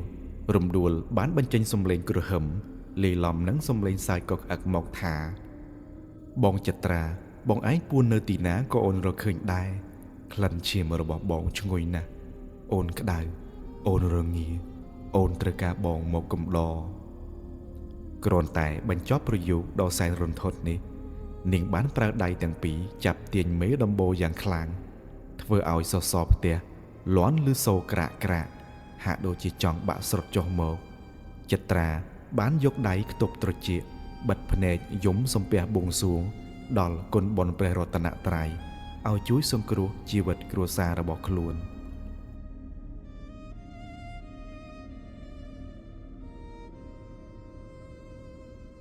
ចំពេលដែលសេចក្តីស្លាប់កាន់តែខិតចូលមកដល់ស្រាប់តែមានសំឡេងបុរសវ័យក្មេងម្នាក់បានស្រែកដោយមានអំណាចមកថាឈប់សិននាងខ្មោចបិសាចនោះគឺជាសំឡេងរបស់បងមានកំពុងនិយាយទៅកាន់សាកសពនាងរំដួលដែលកំពុងអង្គុយច្រហោងនៅលើដំបូលផ្ទះបងមានបានស្រែកទៅវិញ្ញាណបិសាចនោះថានាងបិសាចកំណាចទីនេះមិនមែនជាកន្លែងដែលនាងឯងអាចមកឆក់យកជីវិតអ្នកស្រុកតាមអំពើចិត្តបានទេឆាប់ចេញពីរូបរាងកាយរបស់នាងភ្លាម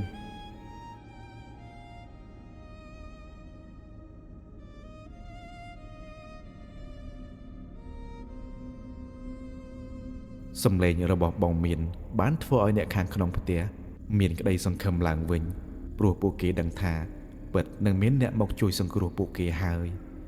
សំឡេងនេះផងដែរបានធ្វើឲ្យសាកសពនាងរំដួលនៅស្ងៀមមួយរំពេចនាងបានងាកក្បាលមកមើលតាមប្រភពសំឡេងកែវភ្នែកពណ៌បៃតងរបស់នាងបានចាំងប៉ះនឹងពន្លឺព្រះច័ន្ទបង្ហាញឲ្យឃើញផ្ទៃមុខដែលរយះរយាយនិងបបោមាត់ដែលប្រឡាក់ដោយឈាមក្រៀមគ្រាម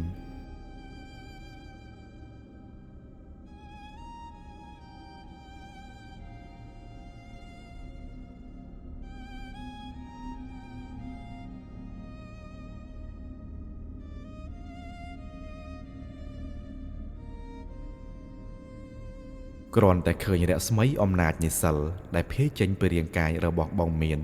វិញ្ញាណសត្វដេរិឆាននៅក្នុងខ្លួនរំដួលក៏មានអារម្មណ៍ក្រហាយក្រហល់នាងបានបញ្ចេញសំឡេងងាវដូចសត្វឆ្មាកំពុងតែខឹងរួចក៏ងើបឈរត្រង់ខ្លួននៅលើដំបូល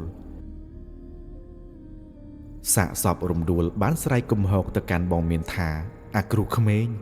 ឯងហ៊ានមករារាំងផ្លូវអញផងណាជីវិតអាមួយនេះវាជារបស់អញតាំងពីអញមិនទាន់ស្លាប់ម្លេះ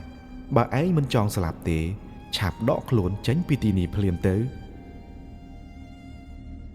បងមានមិនបានតបតដោយការខឹងសម្បាឡើយប៉ុន្តែគាត់បានបោះជំហានដើរចូលទៅក្នុងបរិវេណទីធ្លាផ្ទះយ៉ាងអង់អាចគាត់បានលូកដៃទៅក្នុងថង់យាមចាប់យកអង្ករដែលបានប្រសិទ្ធិដោយមុនអាគមមួយក្តាប់ធំរួចបាចសាចទៅលើអាកាសជុំវិញផ្ទះបងមានបានសូត្រគាថាខ្លាំងថា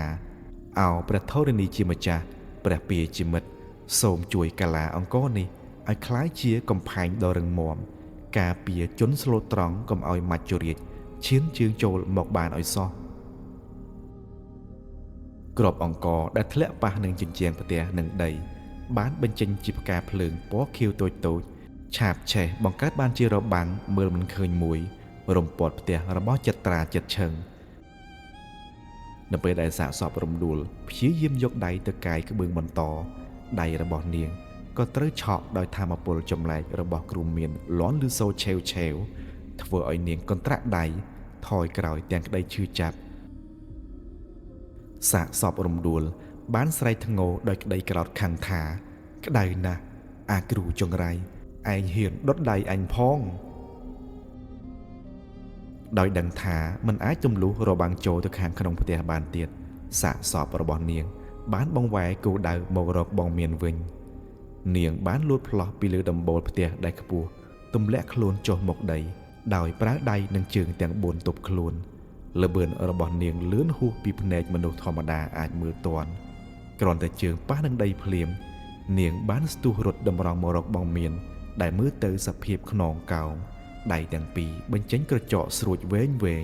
ត្រៀមនឹងខ្វេះយកបេះដូងរបស់គ្រូក្មេងនេះ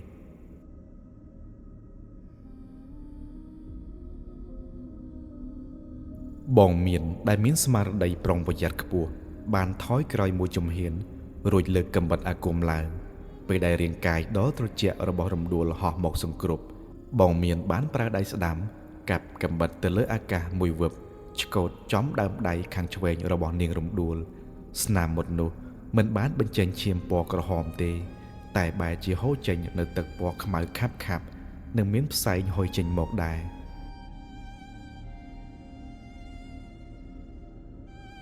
សពរំដួលបានដួលខ្ទាតទៅម្ខាងប៉ុន្តែនាងបានងើបឡើងវិញភ្លាមនាងសម្លឹងមើលមុខរបួសរបស់ខ្លួនរួចបង្វែរកែវភ្នែកដ៏សាហាវមកកាន់បងមានម្ដងទៀតកម្លាំងរបស់សាកសពឆ្មាកន្លងគឺពិតជាខ្លាំងណាស់នាងបានបន្លឺសំឡេងក្រហឹមម្ដងទៀតរួចស្ទុះចូលមកវាយប្រហារជាលើកទី2លើកនេះនាងប្រើជើងកកាយដីហុយទ្រលូមដើម្បីបាំងភ្នែករបស់បងមានដើម្បីលោតវាយឆ្មក់ពីចំហៀងបងមានបានប្រើសំណាញ់ទឹកមុនបោះគ្របពីលើនាងប៉ុន្តែនាងពិតជាលឿន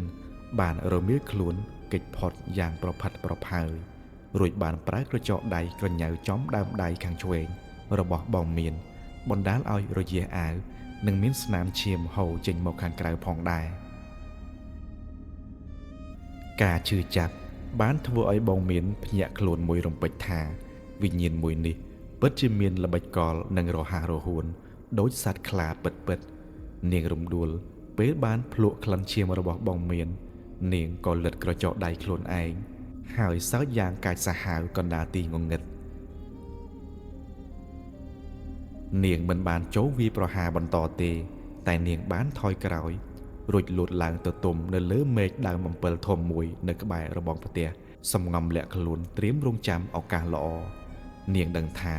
ការតទល់ផ្ទាល់ជាមួយគ្រូមានពេលនេះអាចនឹងខាតបង់ដូច្នេះនាងសម្រេចចិត្តប្រើភាពងងឹតជាល្បិច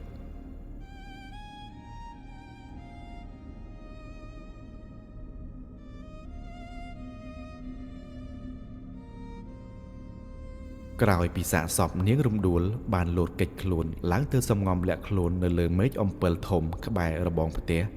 បរិយាកាសនៅក្នុងទីធ្លាបានត្រឡប់មកជាស្ងាត់ជ្រងំវិញប៉ុន្តែវាជាភាពស្ងាត់ជ្រងំដែលលាក់បង្កប់នៅគ្រោះថ្នាក់បំផុតបងមាននៅឈរថ្មឹងកណ្ដាលទីធ្លាផ្ទះនោះឯវិចិត្រនឹងពុកម៉ែគេកំពុងសំងំលួចមើលទិដ្ឋភាពនេះពីខាងចន្លោះជញ្ជាំងផ្ទះមកទាំងភ័យខ្លាចញ័រខ្លួនភ្នែកបងមានសម្លឹងរាចុះរាឡើងក្នុងភាពងងឹតដៃម្ខាងកាន់កាំបិតអាគមដៃម្ខាងទៀតសង្កត់មុខរបួសនៅនឹងដើមដៃដែលកំពុងតែហូរឈាមតិចគាត់ដឹងច្បាស់ថាសាកសពឆ្មាកន្លងមិនបានរត់ទៅណាឆ្ងាយទេវាគ្រាន់តែរងចាំឲ្យគាត់ធ្វេសប្រហែសប៉ុណ្ណោះសត្វឆ្មាព្រៃតែងតែមាននិស្ស័យពួនឆ្មក់ស៊ីចំណីរបស់វាយ៉ាងដូចនេះបងមានក៏ចាប់គិតក្នុងចិត្តតែម្នាក់ឯងថាវិញ្ញាណសត្វនេះរហ័សណាស់បើដេញចាប់វាក្នុងទីងងឹតបែបនេះច្បាស់ជាមិនងាយបានផលទេហើយថែមទាំងអាចឲ្យវា មានឱកាសរត់ទៅវាយប្រហារផ្ទះអ្នកភូមិផ្សេងទៀតមិនខានឡើយគិតរួចបងមានក៏បានដើរតម្រង់ទៅរកទ្វារផ្ទះរបស់ចិត្រាដែលកំពុងតែបិទជិតគាត់បានគោះទ្វារតិច3ដងបងមានបាននិយាយទៅកាន់អ្នកខាងក្នុងថាម្ចាស់ផ្ទះបើកទ្វារឲ្យខ្ញុំសិនមកខ្ញុំគឺគ្រូមាន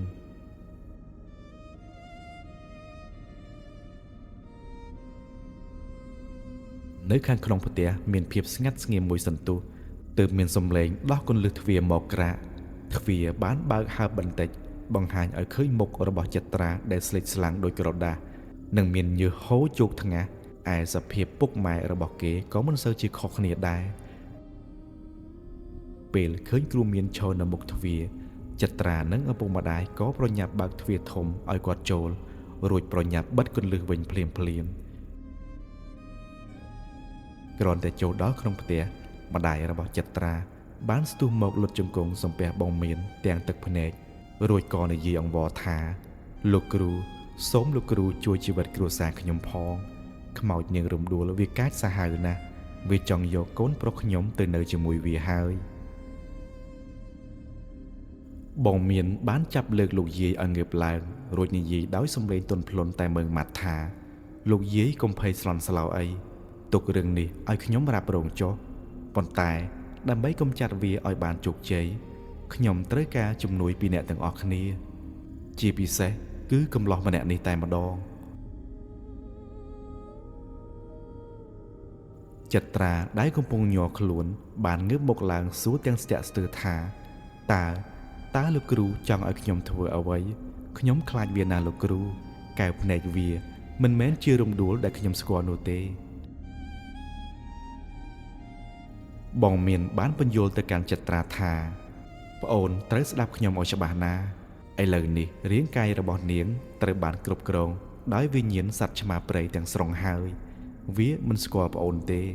វាមកទីនេះព្រោះវាកំពុងស្រែកឃ្លានឈាមនិងដឹងថាវិញ្ញាណដើមរបស់រំដួលមានភាពអាឡោះអាល័យនឹងប្អូនទើបវាប្រើរូបរាងនាងជាធ្នាក់បើយើងមិនតាក់វាឲ្យចេញមកទេវានឹងនៅលាក់ខ្លួនពេញមួយយប់ឬលួចចេញទៅឆ្មក់អ្នកភូមិផ្សេងទៀតមិនខានឡើយនៅពេលដែលវាឃ្លានខ្លាំងដូច្នេះខ្ញុំត្រូវបង្កើតអន្ទាក់សីមាមួយនៅកណ្ដាលទីធ្លាខាងក្រៅផ្ទះហើយប្អូនត្រូវតែចេញទៅអង្គុយនៅកណ្ដាលអន្ទាក់នោះដើម្បីធ្វើជាធ្នាក់តាក់ទាញវាឲ្យចុះពីលើដើមឈើមកតើប្អូនហ៊ានដែរឬទេ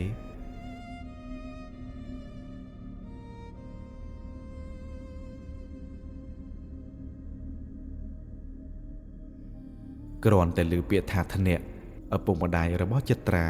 បានស្រែកខាត់ព្រមគ្នាភ្លាមឪពុកចិត្រាបាននិយាយទាំងខឹងបន្តិចថាទេមិនបានទេលោកគ្រូឲ្យកូនខ្ញុំចេញទៅឲ្យខ្មោចនោះខំស៊ីមិននឹងកើតខ្ញុំសុកចិត្តស្លាប់ជំនួសកូនមិនឲ្យវាទៅប្រថុយបែបនេះឡើយបងមានបានឆ្លើយតបយ៉ាងប្រកបប្រជាថាលោកតាស្ដាប់ខ្ញុំសិនខ្ញុំមិនឲ្យគេចេញទៅស្លាប់ទេខ្ញុំនឹងរៀបចំសីមាការពារយ៉ាងរឹងមាំដែលខ្មោចព្រាយបិសាចណាក៏មិនអាចបោះជំហានចូលបានសូម្បីតែមួយចំអាមឡើយ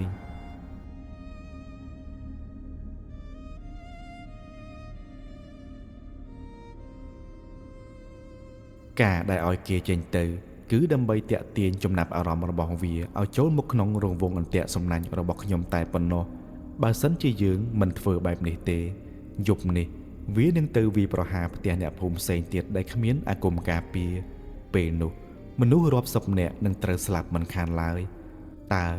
តើប្អូនហ៊ានលះបង់ភាពភ័យខ្លាចដើម្បីសង្គ្រោះអ្នកភូមិនិងជួយរំដោះវិញ្ញាណគូដណ្ដឹងរបស់ប្អូនឲ្យទៅចាប់ជាតិដែរឬទេចិត្រាបានឈរស្ងៀមមួយសន្ទុះគេនឹកដល់ស្នាមញញឹមដ៏ស្រស់ស្អាតរបស់រំដួលមុនពេលដែលនាងស្លាប់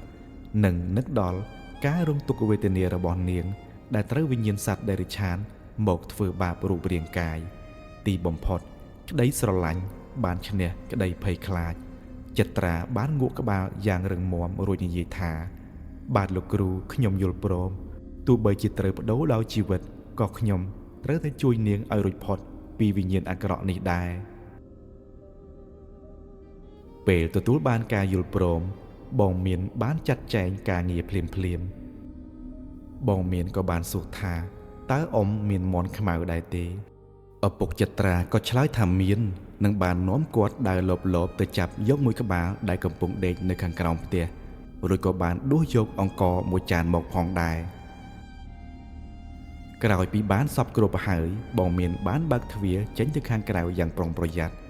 គាត់បានដើរទៅចំកណ្ដាលដីខាងមុខផ្ទះបងមានបានអង្គុយចុះរួចយកចុងកំបិតអាគមគូសវាសនៅលើដីបង្កើតជារូបយ័ន្តសីមា8ទិសដែលមានរាងជាផ្កាឈូកដ៏ធំមួយនៅគ្រប់ជ្រុងទាំង8គាត់បានយកដៃគោលមឈូសចាស់ចំនួន8គ្រាប់ដែលបានប្រសិទ្ធិដោយមន្តអាគមវាយដោតចូលទៅក្នុងដីលាន់សូរតុកបន្ទាប់មកគាត់បានយកអំបោះពណ៌ក្រហមចងភ្ជាប់ពីដៃគោលមួយទៅដៃគោលមួយបង្កើតបានជារបាំងសីមា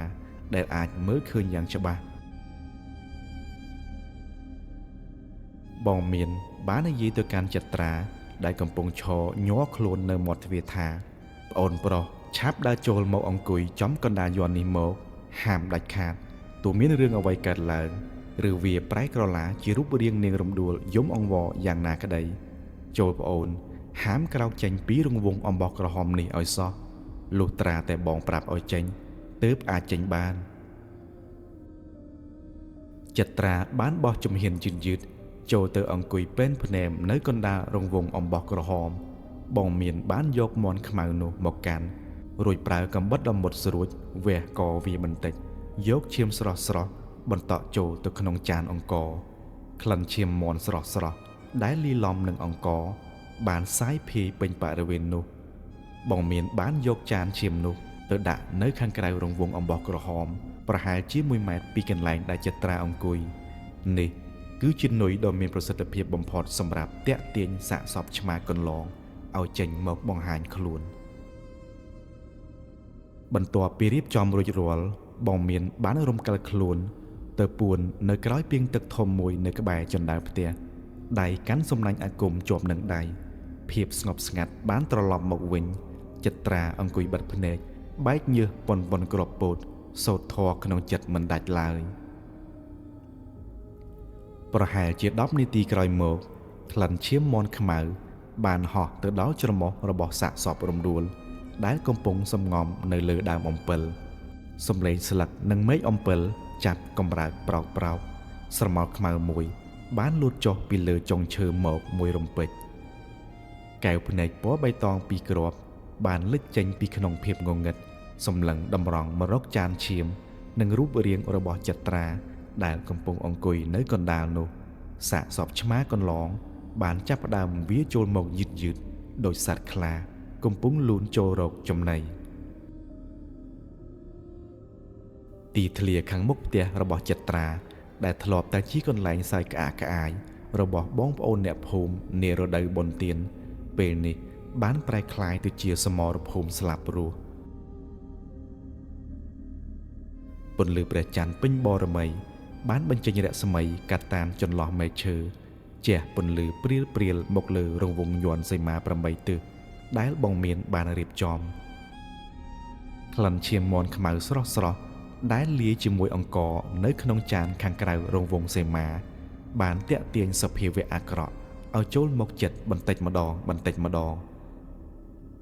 ស្រមោលខ្មៅនោះបានលូនចេញមកយឺតក្នុងរាងកាយរបស់នាងរំដួលប៉ុន្តែអាកប្បកិរិយារបស់នាងពេលនេះគឺមិនខុសពីសត្វខ្លាឬសត្វឆ្មាព្រៃឡើយសក់ក្បាលរបស់នាងធ្លាក់ប្រះស្មាបិទបាំងពាក់កណ្ដាលផ្ទៃមុខដែលពោពេញដោយសរសៃក្រហមខ្វាត់ខ្វែងសាកសពរំដួលបានបញ្ចេញសំឡេងគ្រហឹមលាយឡំសំឡេងខ្សឹបខ្សាវថាឈាមស្រស់ឈ្ងុយខ្លាំងណាស់នាងបានវាចូលមកដល់ក្បែរចានឈាមមន់ខ្មៅដោយភាពស្រេកឃ្លាននៃវិញ្ញាណសត្វដេរិឆាននាងបានឱនក្បាលចុះលិតឈាមនៅក្នុងចាននោះយ៉ាងកំរោលលាន់សូរផ្លាប់គួរឲ្យខ្ពើមរអើមតែពិតជាឆ្ងាញ់សម្រាប់វាឈាមពណ៌ក្រហមបានប្រឡាក់ពេញមាត់និងចង្កាចុះមកដល់ករបស់នាងប៉ុន្តែឈាមសត្វត្រឹមតែមួយចានមិនអាចបំពេញសេចក្តីស្រេកឃ្លានរបស់បិសាចនេះបានឡើយបន្ទាប់ពីលិតឈាមអស់ នាងបានងើបក្បាលឡើងសម្លឹងតម្រង់មកកាន់ចត្រាដែលកំពុងអង្គុយញ័រខ្លួនចំកណ្ដាលរង្វង់អំបោះក្រហមវិញ្ញាណបិសាចនេះបានប្រើសំឡេងដ៏ស្រទន់របស់រំដួលលាយឡំនឹងសំឡេងយំខ្សឹកខ្សួលដើម្បីបញ្ឆោតចត្រាថាបងចត្រាអូនរងាណាស់មិនក៏បងមកអង្គុយនៅទីនេះមិនក៏បងមិនមកអោបអូនឈឺណាស់បងអើយពោះវាខំអូនឈឺណាស់ចេញមកជួយអូនមកបងសំឡេងដ៏គួរឲ្យអាណិតនោះបានធ្វើឲ្យចត្រាចាប់ទន់ចិត្តមួយរំពេចគេបានបើកភ្នែកឡើងទឹកភ្នែកហូររហាមគេឃើញគូដណ្ដឹងដែលខ្លួនស្រឡាញ់ស្មើជីវិតកំពុងតែយំសោកនៅចំពោះមុខចិត្តរបស់មនុស្សប្រុសដែលពោពេញដោយក្តីអាឡោះអាល័យស្ទើរតែធ្វើឲ្យគេភ្លេចរាល់បណ្ដាំរបស់គ្រូមានទៅហើយចត្រាបានលើកដៃឡើងបំរុងនឹងលូកចេញទៅក្រៅរង្វង់សេមារួចនិយាយទាំងអួលដើមកថារំដួលអូនរំដួលបងសុំទោសប៉ុន្តែគ្រាន់តែម្រាមដៃរបស់ចត្រាហៀបនឹងប៉ះខ្សែអំបោះក្រហមសំឡេងគ្រហឹមដ៏កាចសាហាវក៏បានលាន់ចេញពីមាត់រំដួលភ្លាមនាងបានបញ្ចេញចង្កូមនិងក្រចកដ៏វែងស្រួចស្ទុះលោតសង្គ្រប់មកលើរាងកាយចត្រាពេញទំហឹងពុកនិងម៉ែរបស់គេនៅខាងលើភ័យលួសប្រលឹងមិនស្ទើរទេត្បិតកំពុងបារម្ភកូនចូលក្នុងអន្ទាក់របស់បិសាចវិញ្ញាណនោះបានស្រែកគំហោកថាអាមនុស្សល្ងង់យកជីវិតឯងមកឲ្យអញយ៉ាងស្រួលតែសំណាងល្អរបាំងសីមា8ទិសរបស់បងមានពិតជាមានឫទ្ធិអំណាចខ្លាំងពូកែមែនគ្រាន់តែរាងកាយរបស់សាកសពឆ្មាកន្លងប៉ះទង្គិចនឹងខ្សែអំបោះក្រហមដែលព័ទ្ធជុំវិញចត្រាភ្លាមពន្លឺភ្លើងពណ៌ខៀវក៏បានឆាបឆេះឡើងជុំវិញរង្វង់នោះលាន់សូរឆាំងដូចជារន្ទះធម្មពលនៃមន្តអាគមបានទះបោកសាកសពរបស់រំដួលឲ្យខ្ទាតថយក្រោយរមៀលជាច្រើនជុំទៅលើដីខណៈខ្សែអំបោះក្រហមមិនបានដាច់សូម្បីតែមួយសរសៃឡើយសាកសពរំដួលបានស្រែកធ្ងោដោយក្តីឈឺចាប់និងក្រោធខឹងថាអូយក្តៅខ្លាំងណាស់ក្តៅខ្លាំងណាស់ភ្លាមនោះនាងបានងើបឈរឡើងវិញទាំងត្រដាបត្រដួសរាងកាយបញ្ចេញផ្សែងខ្មៅហុយទ្រលោមនាងដឹងថានាងមិនអាចទម្លុះរនាំងអាគមនេះបានដោយកម្លាំងបាយឡើយចំពេលដែលវិញ្ញាណកំពុងតែខឹងសម្បានិងបាត់បង់ការប្រុងប្រយ័ត្នបងមានដែលពួនសំងំនៅក្រោយពាងទឹកក៏បានស្ទុះលោតចេញមកយ៉ាងលឿនដូចឥន្ទ្រីឆាបយកចំណីដៃស្ដាំរបស់គាត់បានគ្រវីសំណាញ់អាគមពណ៌ខ្មៅបោះគ្របទៅលើរាងកាយរបស់រំដួលពេញគ្មានខុសឡើយសំណាញ់អាគមបានរំពាត់រាងកាយរបស់សាកសពយ៉ាងជិតគ្រាន់តែសរសៃសំណាញ់ដែលត្រាំដោយទឹកមន្ត7វត្តប៉ះនឹងស្បែករបស់បិសាចនោះវាបានបង្កជាផ្សែងហុយនិងស្នាមរលាកក្រហមរងាលសាកសពរំដួលបានដួលននាលទៅលើដីឬបំរាស់យ៉ាងខ្លាំងដូចជាត្រីជាប់មងនាងបានប្រើក្រចកនិងធ្មេញខំហែកសំណាញ់នោះដោយកម្លាំងសត្វដេរិឆានរួចក៏បានស្រែកគ្រហឹមយ៉ាងរន្ធត់ថាគ្រូកំណាចឯងចង់ចាប់អញហ៎អញនឹងសម្លាប់ឯង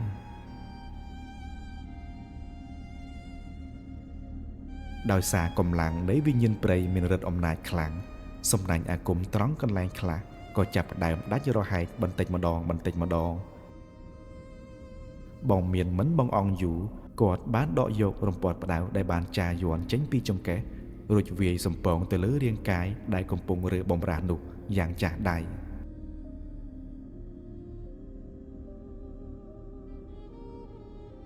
សំឡេងរពាត់ផ្ដៅប៉ះនឹងសាច់លាន់សូរឆ្វាច់អមដោយសំឡេងស្រែករបស់សត្វឆ្មាងាវងាវលាន់លឺកងរំពងពេញភូមិធ្វើឲ្យអ្នកភូមិគ្រប់ផ្ទះបានលឺនិងកាន់តែខ្លាចកាន់តែព្រឺក្បាលដេកក៏លែងលក់ហើយរាល់ការវាយមួយរំពាត់គឺស្មើនឹងការកាត់បន្ថយធម៌ពលរបស់វិញ្ញាណសត្វនោះបន្តិចម្ដងប៉ុន្តែបិសាចឆ្មាកន្លងមិនព្រមចោះចាញ់ងាយឡើយនាងបានប្រើកម្លាំងចុងក្រោយហែកសំណាញ់ដាច់ជាប្រហោងធំរួចស្ទុះចេញមកក្រៅលូតតម្រង់ចូលមកខ្វេះភ្នែកបងមានយ៉ាងកំរោលបងមានបានយកកាំបិតអាគមមករងទប់ក្រចកខ្មៅរបស់បិសាចប៉ះនឹងមុខកាំបិតអាគមលាន់សូរឆាំងព្រមទាំងបែកផ្កាភ្លើងមួយរំពេច កម្លាំងប៉ះទង្គិចនេះបានធ្វើឲ្យបងមានថយក្រោយពីជំហានឯសាកសពរំដួលក៏ខ្ទាតទៅក្រោយវិញដែរការប្រយុទ្ធផ្ទាល់ដៃរវាងគ្រូអាគមវ័យក្មេងនិងសាកសពខ្មោចឆៅបានប៉ះគ្នាយ៉ាងស្វិតស្វាញក្រោមពន្លឺព្រះច័ន្ទដែលកំពុងតែសម្លឹងមើលភូមិឋានដ៏សែនរន្ធត់នេះចិត្តត្រាដែលអង្គុយក្នុងរវងសេមាបានត្រឹមតែយកដៃខ្ទប់មាត់ទឹកភ្នែកហូរស្រោចមុខបន់ស្រន់សុំឲ្យគ្រូមានទទួលបានជ័យជំនះដើម្បីសង្គ្រោះវិញ្ញាណគូដណ្ដឹងរបស់ខ្លួនការប្រយុទ្ធបានអូសបន្លាយអស់រយៈពេលជាងកន្លះម៉ោងទីធ្លាដែលធ្លាប់តែរាបស្មើពេលនេះពូពេញទៅដោយស្នាមក្រចកខូងដីនិងកំទេចស្លឹកឈើហុយទ្រលោងបងមានចាប់ផ្ដើមដង្ហក់ដកដង្ហើមញាប់បន្តិចញើសហូរជោគអាវពណ៌សរបស់គាត់ស្នាមរបួសនៅនឹងដើមដៃដែលត្រូវក្រចកបិសាចខ្វាចកាលពីលើកមុនក៏ចាប់ផ្ដើមសានិងបញ្ចេញឈាមមករឹមចំណែកឯសាកសពរបស់រំដួលវិញក៏មានសភាពទ្រុឌទ្រោមមិនចាញ់គ្នាឡើយសម្លៀកបំពាក់ពណ៌សរបស់នាងរហែកដាច់ជាចម្រៀករាងកាយពោពេញដោយស្នាមរលាករបួសដោយសារអំណាចទឹកមុននិងរំពាត់ផ្ដៅអាគមកែវភ្នែកពណ៌បៃតងដែលធ្លាប់តែភ្លឺភ្លែកក៏ចាប់ផ្ដើមស្រអាប់ពន្លឺបន្តិចម្ដងបង្ហាញពីថាមពលដែលកំពុងតែថយចុះបងមានដឹងថាពេលវេលាចិត្តអស់ហើយបើសិនជាអូសបន្លាយដល់មេឃភ្លឺសាកសពនេះអាចនឹងកិច្ចចូលព្រៃបាត់ហើយរឿងរ៉ាវនឹងកាន់តែពិបាកដោះស្រាយគាត់ត្រូវតែផ្ដាច់ព្រលឹងសត្វដេរឆាននេះចេញពីរាងកាយមនុស្សឲ្យបានដាច់ស្រឡះនៅយប់នេះតែម្ដងបងមានក៏បានគិតក្នុងចិត្តថាអញត្រូវតែប្រើក្បួនផ្ដាច់វិញ្ញាណនេះតែមិនត្រូវធ្វើឲ្យប៉ះពាល់រូបរាងកាយធ្ងន់ធ្ងរឡើយដើម្បីឲ្យសាច់ញាតិអាចយកទៅធ្វើបុណ្យតាមប្រពៃណីបានខណៈដែលសាកសពឆ្មាកន្លងកំពុងតែប្រមូលកម្លាំងដើម្បីលោតចូលមកវាយប្រហារជាលើកចុងក្រោយបងមានបានបោះរំពាត់ផ្ដៅចោលគាត់បានខំចុងអណ្ដាតខ្លួនឯងបន្តិចដើម្បីយកឈាមព្រហ្មចារីឈាមបរិសុទ្ធក្នុងមាត់ផ្លុំព្រោះទៅលើមុខកាំបិតអាគមរួចលើកកាំបិតនោះឡើងខ្ពស់ត្រឹមចិញ្ចើមពេលដែលរាងកាយបិសាចនោះហោះមកជិតដល់បងមានមិនបានកិច្ចចេញទេតែគាត់បានទម្លាក់ខ្លួនលុតជង្គង់ចុះរួចរុញដងកាំបិតនោះបញ្ច្រាស់ឡើងលើចាក់ចំកណ្ដាលឆ្អឹងជំនីខាងក្រោមទ្រូងរបស់សាកសពពេញទំហឹងប៉ុន្តែមិនបានចាក់បញ្ចូលមុខកាំបិតឲ្យមុតចូលសាច់ឡើយគឺប្រើត្រឹមតែអំណាចអាគមប៉ុណ្ណោះកម្លាំងវាយបកនេះបានធ្វើឲ្យសាកសពនាងរំដួលធ្លាក់ខ្ពកមកលើដីយ៉ាងដំណំមិនយូរបងមានបានស្ទុះទៅសង្កត់ពីលើរាងកាយនោះភ្លាមដោយប្រើជង្គង់ទាំងពីរសង្កត់សងខាងស្មារបស់នាងកុំឲ្យរើបំរាស់ដៃឆ្វេងរបស់គាត់បានចាប់ច្របាច់ធ្គាមរបស់សាកសពឲ្យហើបមាត់ឡើងរួចយកទឹកមុន7វត្តដែលច្រកក្នុងដបតូចនៅចង្កេះចាប់បង្ហូរចូលទៅក្នុងមាត់របស់នាងភ្លាមដៃស្ដាំរបស់គាត់បានយកចុងកាំបិតអាគមទៅសង្កត់ផ្ទាល់នៅចំកណ្ដាលថ្ងាសរបស់នាងរួចបានសូត្រគាថាបណ្ដេញវិញ្ញាណដោយសំឡេងលឺនិងពោពេញដោយអំណាច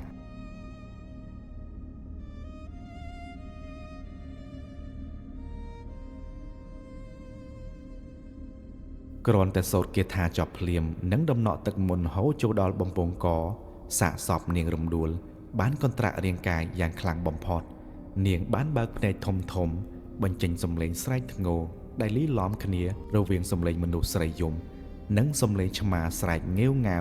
វក្តៅណាស់រំពេចនោះផ្សែងពណ៌ខ្មៅខាប់មួយដុំធំនិងមានក្លិនស្អុយឆ្អាបរលួយបានហុយភាយចេញពីមាត់ច្រមុះនិងត្រចៀករបស់សាកសព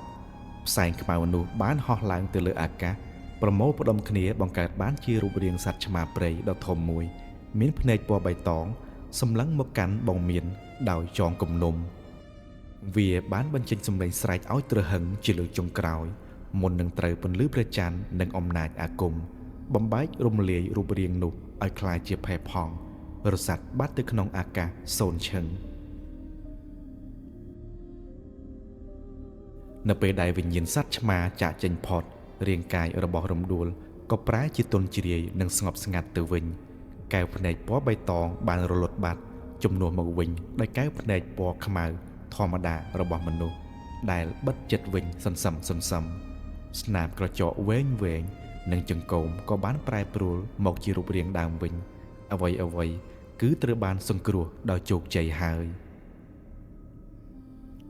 បងមានបានដកដង្ហើមធំរួចក្រោកឈរឡើងជូតញើសចេញពីថ្ងាសគាត់បានងាកទៅរកចត្រារួចនិយាយទាំងស្នាមញញឹមថាចប់សពគ្រប់ហើយប្អូនប្រុសខ្ញុំបានរំលាយវិញ្ញាណអាក្រក់នោះហើយឥឡូវនេះនាងគឺជាមនុស្សធម្មតាដែលប្អូនធ្លាប់ស្គាល់នោះហើយប្អូនអាចចេញមកវិញបានហើយចត្រាស្ទុះងើបចេញពីរង្វង់សីមារត់សម្ដៅទៅរករាងកាយរបស់គូដណ្ដឹងភ្លាមគេបានស្ទុះលុតជង្គង់ចុះត្រកងអោបរាងកាយដ៏ត្រជាក់និងពោពេញដោយស្នាមរបួសនោះមកផ្ដេកលើទ្រូងរបស់ខ្លួនទឹកភ្នែកកូនប្រុសបានស្រក់ចុះមកលើផ្ទៃមុខរបស់រំដួលឪពុកម្ដាយរបស់ចត្រាក៏បានបើកទ្វាររត់ចេញមកមើលដោយក្តីរន្ធត់តែក៏ប្រែមករំភើបដោយគ្រប់យ៉ាងត្រូវបានដោះស្រាយ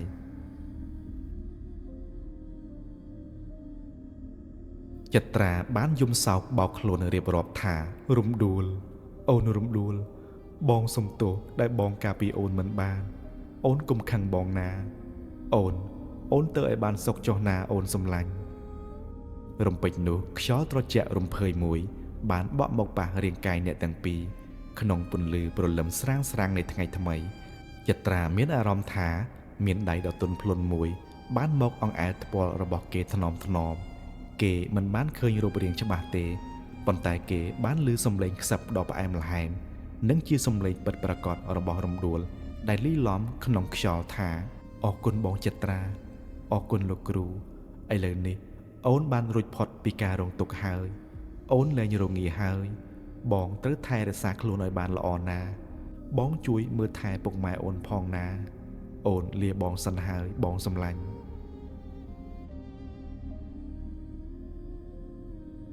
សំឡេងនោះបានរសាត់បាត់ទៅបន្តិចម្ដងទុកឲ្យចត្រាយំខ្សឹកខ្សួលតែម្នាក់ឯងតែក្នុងចិត្តរបស់គេមានអារម្មណ៍ធូរស្រាលនិងកក់ក្ដៅជាងមុនព្រោះគេដឹងថាវិញ្ញាណពិតរបស់គូដណ្ដឹងបានស្ងប់សុខហើយព្រឹកព្រលឹមស្រាងអ្នកភូមិទាំងអស់គ្នាដែលសំងំលាក់ខ្លួនពេញមួយយប់បានចាប់ផ្ដើមបើកទ្វារចេញមកខាងក្រៅពេលដឹងសភាពការបានស្ងប់ស្ងាត់អាចារ្យគង់តាហេមយេសូននិងអ្នកភូមិជាច្រើនបានរត់មកដល់ផ្ទះចត្រាពេលឃើញសាកសពកូនស្រីត្រឡប់មកជារូបរាងធម្មតាវិញយេសូនបានស្ទុះទៅអោបកូនយំសោកជាថ្មី